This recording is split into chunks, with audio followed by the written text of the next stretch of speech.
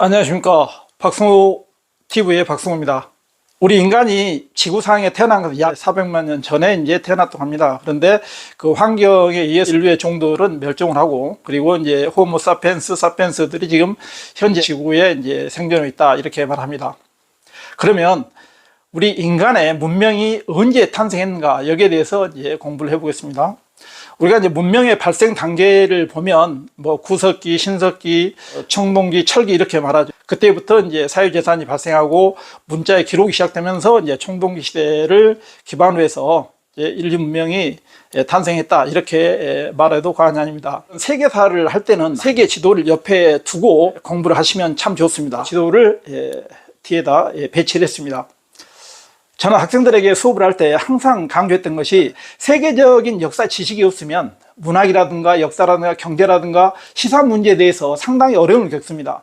그렇기 때문에 일반인들이 이제 그 중고등학교 때 꼭 했어야 할 그런 과목이 세계사다, 이렇게 하신 분들이 많다고 그러더라고요.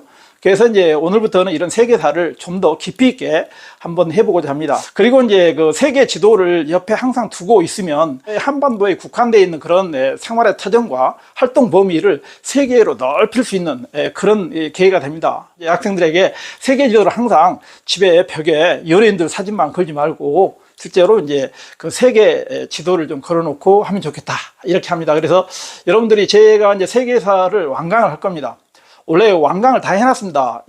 박승호 TV 그 유튜브 보시면 여러분들이 고등학생들이나 중학생들이 꼭 해야 될 그런 가장 보편적인 세계사 지식을 그 수업 대용으로 하기 때문에 그랬습니다. 근데 지금은 제가 자유롭게 말씀드리면서 수업을 하겠습니다.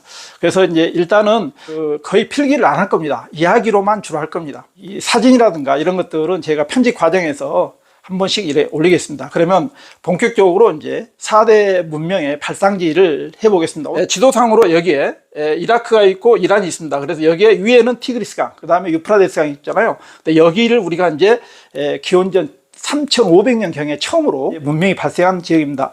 이 문명이 바로 이제 서쪽으로 가면 이집트, 여기죠? 이집트의 그 나일강을 중심으로 이집트 문명이 발생합니다. 그리고 이제 동쪽으로 가면 바로 이제 여기에 이제 그 인더스강이 있죠. 인더스강과 겐지스강, 그죠? 그래서 드라비다족과 이제 아리아족에 의해서 이제 인도 문명이 발생하고, 또 이제 아시아 쪽으로 오면 바로 이제 그 산둥반도 위쪽에 있는 황하강 유역을 중심으로 해서 중국 문명이 발생하는 겁니다. 네 개의 발생지가 있는가 하면, 여기에 이제 서아시아, 우리가 소아시아 그러면 소아시아, 그래서 아나톨리아 반도, 여기에 있는 지중해 연안에 있는 바로 이제 히타이트, 페니키아, 그 다음에 이제 헤브라이 왕국, 이런 곳을 이야기해보고, 오늘은 이제 인도 문명과 중국 문명 제하고 나머지 세 문명에 대해서 이야기하고 이제 수업을 끝낼까 합니다.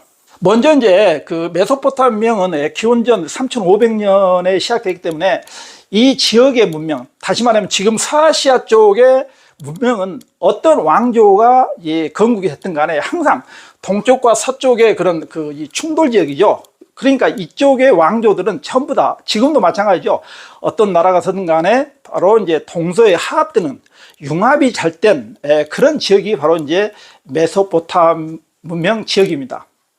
그렇기 때문에 여기에서도 항상 우리가 알렉산더 제국이 좀 오래 가죠. 근데 알렉산더 제국의 그런 그 멸망 이후에 또 분열을 합니다. 그 이유는 바로 이제 그 원래 그 서아시아 쪽을 통일했던 그 아시리아가 강압적 통치를 하죠. 그렇기 때문에 나중에 그 이 페르시아한테 멸망하죠. 우리 페르시아가 이제 두 번째 이제 통일하죠. 그래서 아키메네스 페르시아, 그 다음에 이제 사사왕조 페르시아로 가죠. 근데 어느 나라고 좀 오랫동안 그 제국이 형성된 것은 그 당시에 황제나 왕들이 어때요? 바로 이제 동양과 서양의 그런 융합을 하는 겁니다.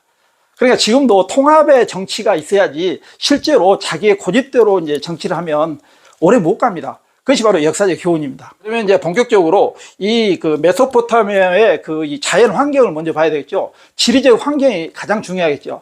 그 지리적 환경은 동서가 이렇게 툭툭 터져 있죠. 그래서 개방적인 그 지형을 가지고 있는 것이 메소포타미아입니다. 그러니까 여러분이 개방적이다 이 말은 뭐예요? 바로 이제 어떤 나라도 마음대로 들어올 수 있죠. 다시 말하면 이 민족의 침략이 아주 잦았습니다. 그렇기 때문에 메소포타미아는 전쟁이 많았죠. 그래서 이제 그 지역을 정복한 그런 그 민족들이 다 다릅니다. 처음에 수메리인, 그 다음에 이제 아카디인, 그 다음에 아무르인, 그죠? 그래서 아무르인에 의해서 이제 그 바빌로니아가 형성되고, 이 바빌로니아의 그런 왕이었던 하무라비가 이제 하무라비 법전을 만드는 것이 이제 여러분 내리석에 많이 있을 겁니다. 그래서 하무라비 법전은 원래 그 프랑스의 드 모르강 탐험대가 이제 1901년에 바로 그 돌 기둥을 이제 발견한 거죠. 그래서 지금은 루브르 박물관에 있습니다. 그래서 우리가 메소포타미아 문명하면 하무라비 법전이 생각나죠. 그 법전은 245cm의 돌 기둥에 새겨져 있는데, 거기에는 이제 어째요? 바로 이제 우리가 알고 있는 복수법에 대한 이야기가 많이 알죠. 우리가 이제 눈에는 눈, 이에는 이 이렇게 하죠. 그러니까 그 당시에는 이제 눈에는 눈이, 이에는 이고 뼈에는 뼈다 이렇게 하죠. 이것이 바로 복수법이죠. 그래서 우리가 하무라비 법전을 복수법이다 이렇게 말하죠. 그러나 실제로 하무라비 법전의 내부적인 그 내용을 보면 뭐 가족법이랑 형법이라든가 민법이라든가 그 다음에 경제법에 다 포함되어 있습니다. 그러니까 이제 옛날 어린 시절에 했던 그 복수법이다 뭐 이런 것이 아니라 실제로 그것은 종합적인 법률이다 이렇게 생각하시면 좋겠습니다. 그렇기 때문에 이런 그 이민족의 침략이 잦은 그런 개방적인 지형이기 때문에 실제로 이제 전쟁이 잦았겠죠. 그러니까 이제 그 당시에 살았던 그 사람들은 전쟁에서 좀 해방되는 것이 가장 좋았겠죠. 그렇기 때문에 이 사람들의 어떤 그 환경과 종교관은 전부 다 바로 현세적입니다. 현세적인 종교관을 갖고 있어요. 그러니까 내세에 대한 생각은 못할 정도로 현실이 좀 팍팍했다 이 말이죠. 그래서 그 당시에 이제 종교관은 현세적 종교관이다 이렇게 말하죠. 그러니까 여기에서는 이제 다신교가 많이 나오는 거죠. 그래서 이 다신교를 이제 보면 실제로 이제 신전이 생기는데 그 신전이 바로 이제 지구라트라는 거죠. 지구라트. 그래서 이 지구라트에서 이제 제사를 지내고 뭐 이런 식이 바로 이제 메소포타미아 문명의 이제 종교였다 이렇게 생각하면 돼요. 그리고 이제 문명도 발전합니다. 메소포타미아 하면 우리 바로 이제 길가메시 서사시가 있죠. 길가메시라는 왕이 원래 우르크의 왕이었죠. 근데 이 사람이 자기의 친구였던 엔키두가 이제 사명을 하죠. 그러니까 이제 그 영생을 찾아서 헤맵니다. 근데 이제 어떤 곳에서 이제 어떤 그 여인의 그런 충고를 받죠. 원래 인간이란 것은 바로 이제 생과 사가 붙어 있다는 겁니다. 그러니까 신이 죽음을 항상 인간한테는 이제 붙여줬다는 거죠. 근데 우리 인간이 할 수 있는 것은 생에 대한 건 우리가 관리할 수 있다. 근데 죽음에 대한 영역은 우리가 할 수 없다는 거죠. 그러니까 이제 최초의 문학 작품이라고 할 수 있는 길가메시 서사시는 사랑과 그 다음에 이제 뭐 영생과 그 다음에 사후의 세계 그 다음에 우정 이런 데에 대한 그런 최초의 문학 작품이다 이렇게 말합니다. 그리고 이제 그 유프라데스 강이나 이제 티그리스 강은 실제로 이제 그 부정기적으로 그러니까 이제 정기적인 범람이 아니죠. 그렇기 때문에 여기서는 태음력이 또 발전합니다. 그리고 육십진법이 이제 거기서 나오는 거죠. 이집트하고는 좀 다른 그런 양상을 보입니다. 그죠? 그리고 문자는 세기 문자를 씁니다. 세기 문자. 세기 문자를 써가지고 실제로 기록을 하는데 이 기록은 주로 이제 종이에다 하는 것이 아니라 바로 점토판에 합니다. 그러면 점토판에 할 때는 뭐예요? 갈대의 그런 펜으로 했겠죠. 이것이 바로 이제 우리가 소위 말하는 메소포타미아 문명의 그런 많은 이 조건들이 거기에 다 들어 있습니다. 그러면 여기에 반대되는 바로 지형을 갖고 있는 이집트는 어떤 문명을 가지고 있을까? 여기에 대해서 한번 이제 비교하면서 이제 분석을 해보겠습니다. 여기에 이집트는 실제로 이 왼쪽에는 사하라 사막이 있죠. 사하라 사막. 이 사하라 사막이 있고 여기는 홍해가 있고 지중해. 그래서 여기 덮여 있죠.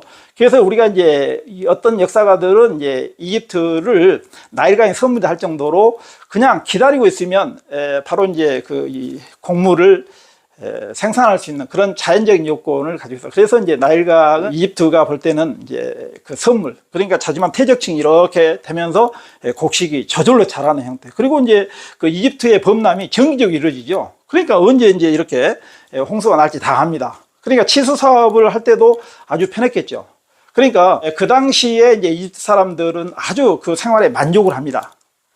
그리고 또 이렇게 폐쇄적인 지형을 갖고 있기 때문에 항상 어째요? 바로 이민족 침략이 없어요. 그러니까 이집트의 역사를 보면 고왕조, 중왕조, 신왕조 이렇게 돼 있죠. 그 왕조가 계속 될 수 있었다는 겁니다.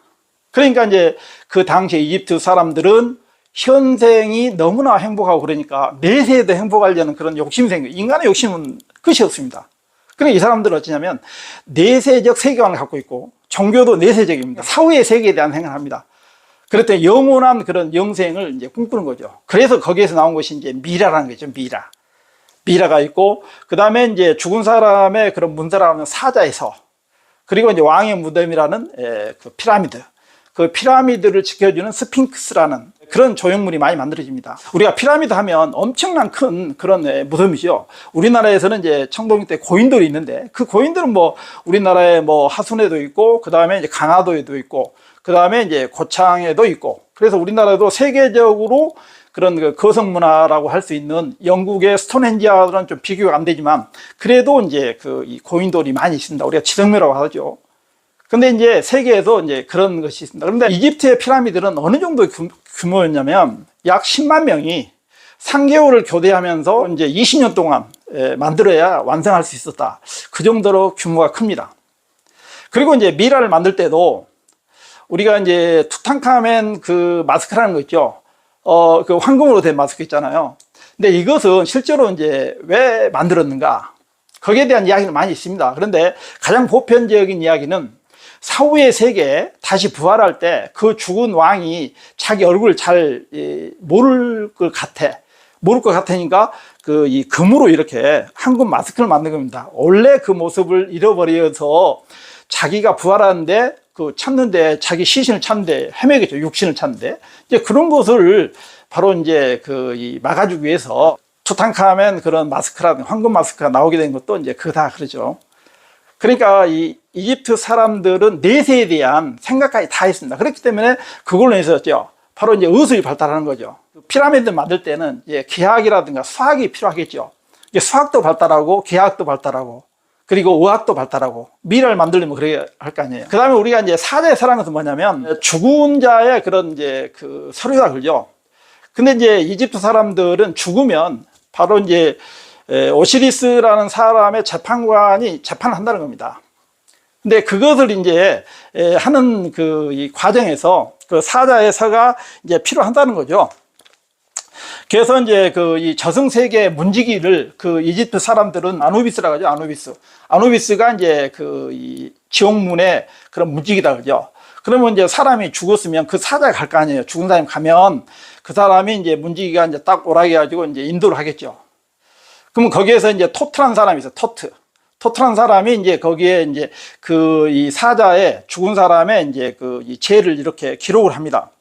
그러면 이제 그 기록을 할 때 저울에다 깃털하고 그 죽은 자의 심장을 이렇게 저울에 놓습니다. 그럼 그 깃털이라는 것은 뭐냐면 진리와 정의의 여신의 그 마트라는 그런 여신이 있어요.